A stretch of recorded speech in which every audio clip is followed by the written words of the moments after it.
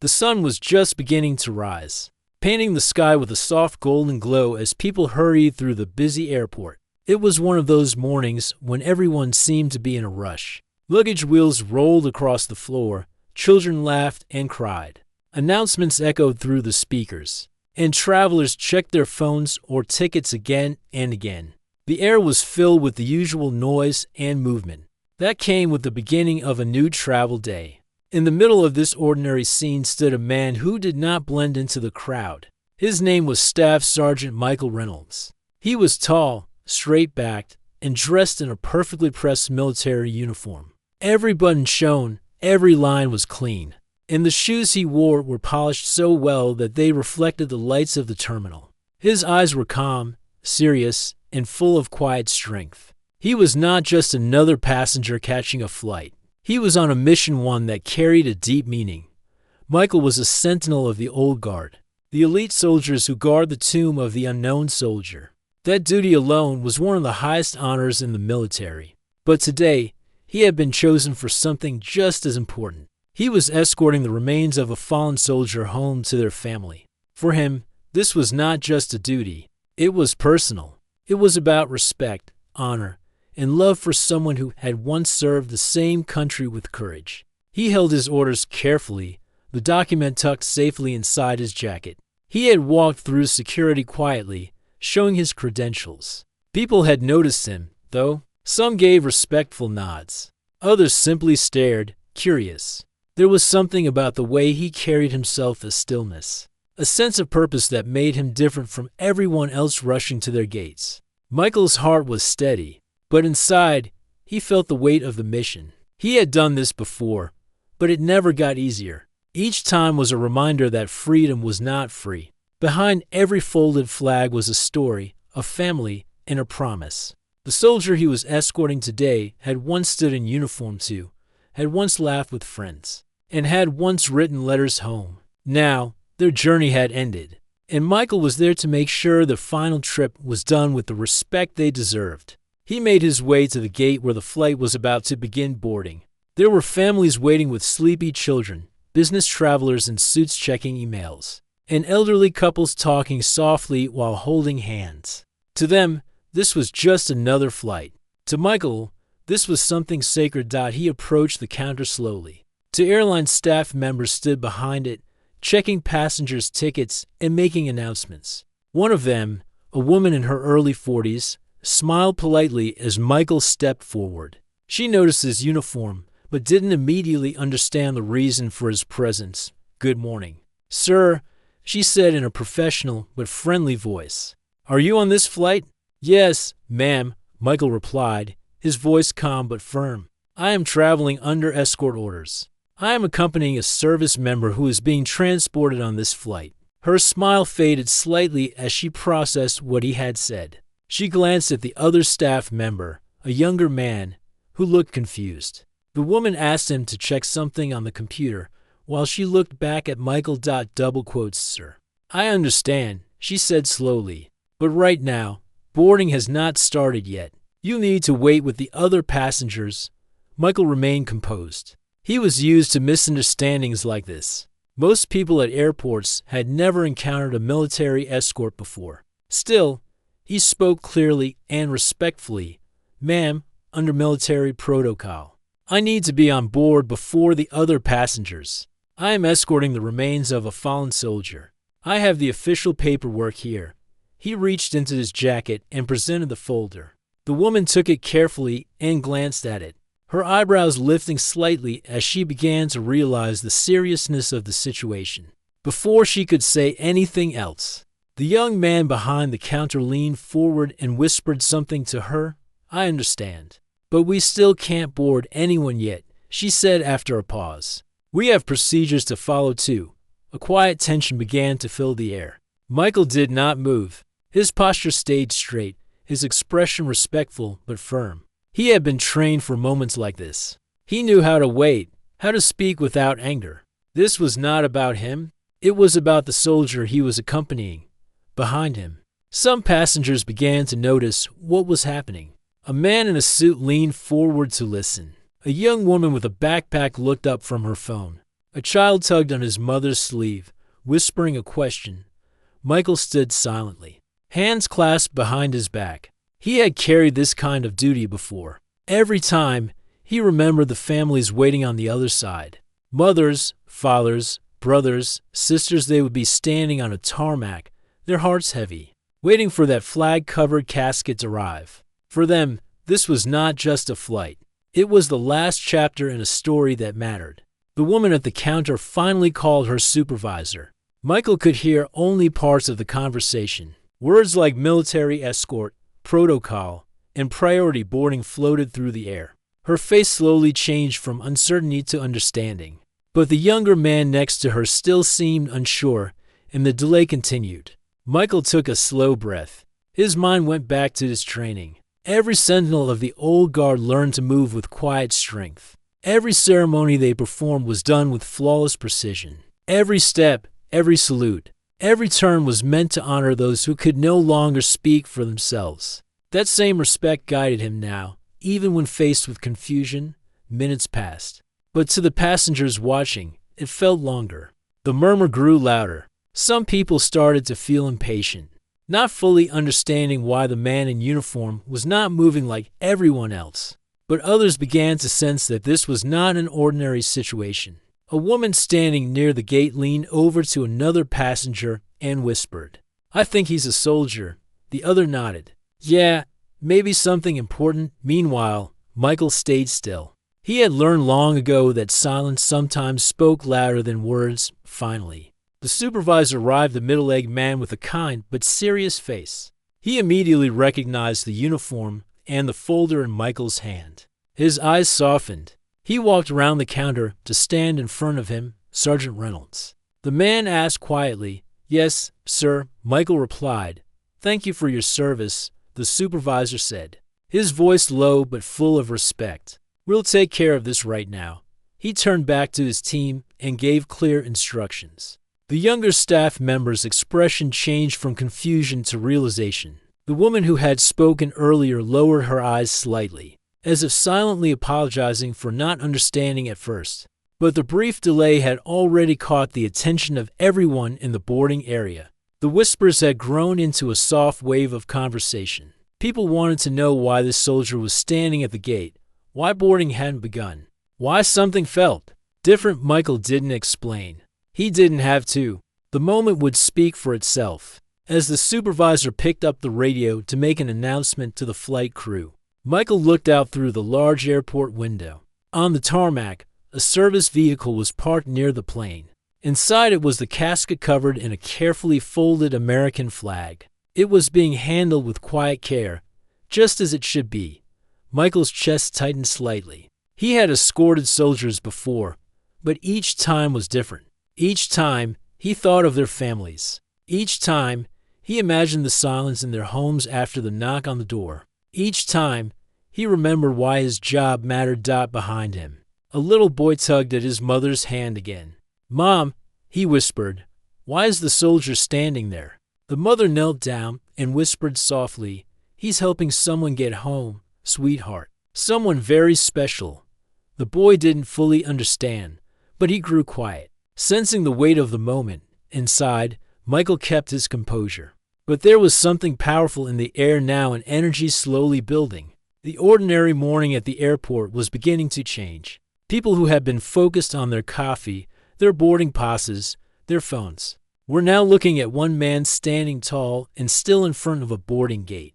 The supervisor finally returned to Michael. "Everything is cleared," he said quietly. "We'll board you first, and I'll make sure everyone understands what's happening." "Thank you for your patience." Michael gave a small nod. He didn't need thanks. He just needed to fulfill his duty with the honor it deserved. As the boarding announcement was delayed for a few minutes, more and more passengers turned their eyes toward him. Some whispered quietly. A few stood up. Even those who didn't fully know the details could feel it's something important. Something solemn was unfolding right before their eyes. Michael stood perfectly still. His uniform caught the soft glow of the terminal lights. He didn't look around, didn't adjust his posture, didn't break the silence. He was there for someone who couldn't be there anymore. And in that stillness, In that quiet space between ordinary moments, something extraordinary was about to happen. A gate at a busy airport was slowly becoming more than just a place where people boarded a plane. It was becoming a place of respect, of honor, of shared humanity. People didn't yet know exactly what was happening, but they felt it. A sense of unity, quiet and powerful, began to settle over the gate. The rush of the morning slowed down. The noise softened, and every single person standing there. The gate supervisor lowered the radio after speaking to the flight crew. The air around the boarding area had changed completely. What had been a normal, noisy morning was now quiet, almost calm. People were no longer focused on their phones, luggage, or conversations. All eyes were on the man in uniform, standing tall and silent. Michael waited patiently, hands behind his back, his posture strong and respectful. He did not ask for attention, but attention came anyway. People could sense that this was not just another flight. Something special was happening, something that mattered deeply. The gate supervisor walked to the microphone at the counter. His voice was clear, gentle, and carried through the terminal. "Ladies and gentlemen," he began, "before we begin boarding, we would like to take a moment to honor someone very special. A fallen service member is being transported on this flight today. This soldier gave everything for our country, and accompanying them is Staff Sergeant Michael Reynolds, a sentinel of the Old Guard, who is here to escort them home to their family." The moment the words left his mouth, the terminal grew completely silent. No one shuffled their feet. No one spoke. Even the little children seemed to sense that something important was happening. The crowd of passengers stood quietly, listening, feeling the weight of the moment settle softly on their hearts. The supervisor continued, "We kindly ask everyone to give a moment of respect as the remains are brought on board. This is a moment of honor." Michael's eyes stayed focused on the window. Outside, two airline ground crew members were walking slowly and carefully beside the service vehicle. The flag-covered casket rested inside. It was not just wood and fabric. It carried a life, a story, a family's love, and a nation's promise never to forget. The jet bridge door opened. The airline crew stepped aside, their faces solemn. This wasn't just about procedures anymore. This was about respect. Michael took a step forward when the supervisor gave a small nod. He walked with a calm, steady pace, every step measured, every movement dignified. His polished shoes clicked softly on the floor, a sound that seemed louder in the stillness of the terminal. Passengers watched him as if time had slowed down.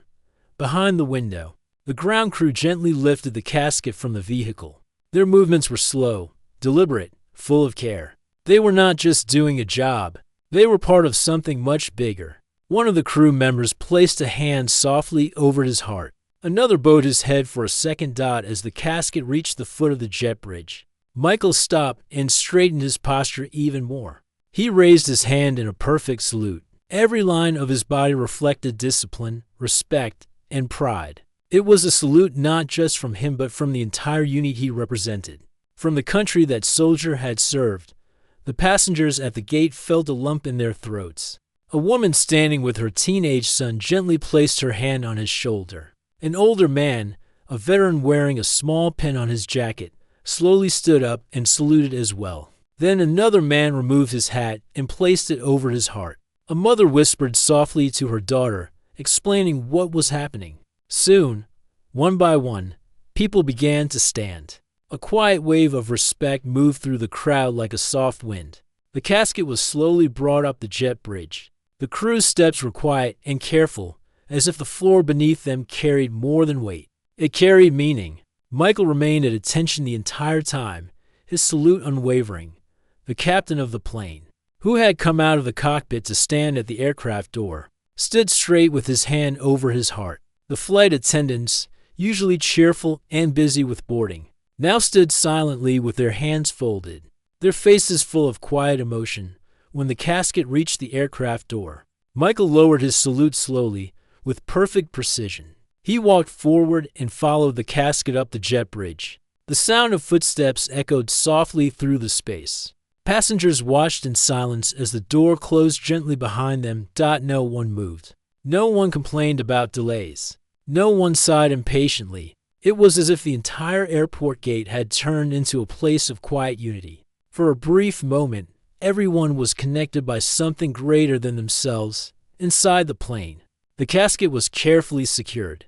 Michael took his seat near it, as was tradition for an escort. His duty was to stay with the fallen soldier until they reached their final destination. He had done this before, but the weight of the moment never lessened. It was not a burden, it was an honor.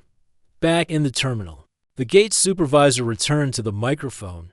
His voice was calm. "We will now begin boarding," he said softly. "Thank you, everyone, for your respect." But something unexpected happened. No one rushed forward. Passengers remained standing quietly, many with their hands still on their hearts. Then, an elderly woman spoke softly, but her voice carried across the silence. "Let the soldier go first." A ripple of agreement moved through the crowd. A man nodded. A mother whispered to her children, "We'll wait." The gate staff looked at each other, surprised by the quiet power of the moment. One by one, passengers gestured for the military escort to have space. Even though Michael was already on board, it wasn't about rules anymore. It was about honor. The first group was called to board, but they didn't move. Someone said, "Let's wait a moment longer." People were wiping away quiet tears they didn't expect to shed. In an airport full of strangers, kindness had spread like light. As passengers finally began to board, they did so with unusual calm. No one pushed or hurried. People walked slowly, quietly, still carrying the feeling of what they had witnessed. Even the children held their parents' hands and whispered instead of shouting or laughing loudly. On board the plane, the flight attendants greeted everyone with soft voices. There was no usual chatter about seats or overhead bins. The atmosphere felt gentle, united, almost sacred in its own quiet way. A passenger walking past the area where the casket was secured paused for a moment and whispered, "Thank you." Another one simply nodded respectfully toward Michael, who sat silently in his seat. One woman placed her hand over her heart as she walked by. Even though no one spoke loudly, the entire cabin felt like it shared one quiet message. "We see. We care. We honor." The captain made an announcement over the intercom. His voice was steady but carried emotion. "Ladies and gentlemen, today we have the honor of transporting a fallen service member on this flight. We thank you all for your patience and for showing respect. It means more than words can say." A few people bowed their heads. Some veterans sitting on the plane quietly saluted from their seats. The engines began to hum, and the plane slowly backed away from the gate. Outside the window, the sunrise had grown brighter, turning the clouds a soft gold. It felt as though even the sky understood the importance of the journey. As the plane rose into the air, Michael sat still, his gaze steady but thoughtful. He didn't think about the destination for himself. He thought about the family waiting on the other side. A mother, a father, a spouse, a child, someone who would be standing there on the tarmac with tears in their eyes, waiting to receive their loved one. He remembered the first time he had taken on an escort mission. He had been younger then, unsure if he could carry the weight of it. But when he saw the family at the other end, when he saw the folded flag being handed over with trembling hands, he had understood. This was not just a duty, it was a promise to never let them travel alone. The plane flew high above the clouds. Around him, passengers sat quietly. Some stared out the window. Some wiped their eyes. A few quietly whispered prayers. There was no loud laughter, no impatience, no complaints. Everyone carried a piece of what they had witnessed at the gate. They might not remember the flight number years from now, but they would remember the soldier. They would remember the escort. They would remember how it felt, hours later, when the plane began its descent. Michael sat even straighter. His duty was not over yet. The family was waiting. They had been waiting not just for hours, but for the moment they could finally see their loved one again. He would be the one to stand beside them silently, respectfully, as the flag was presented. The flight touched down smoothly. The captain's voice came on once again, soft and steady. "Ladies and gentlemen, as we arrive, please remain seated. We will be deplaning with special care and respect for the fallen service member on board. Thank you again for your kindness, As the plane taxied to the gate, everyone remained quiet. No one stood up to grab their bags. No one complained about the delay. They understood this was not the time for that. This was about something bigger than a schedule. When the plane came to a stop, Michael stood and adjusted his uniform carefully. He buttoned his jacket, smoothed the fabric, and placed his hat on his head. He took one slow breath. This part of the mission always touched his heart the most. The door opened. Outside, a military honor guard was already in place. The family stood behind them, holding hands tightly. Michael walked slowly to the front of the aircraft, his footsteps quiet but firm. The flight attendants lowered their heads slightly as he passed. Passengers turned in their seats to watch silently. No one spoke. No one moved. As the casket was gently brought out of the aircraft, Michael took his position. He saluted with perfect precision, every line of his body a reflection of honor. The family, though heartbroken, stood tall.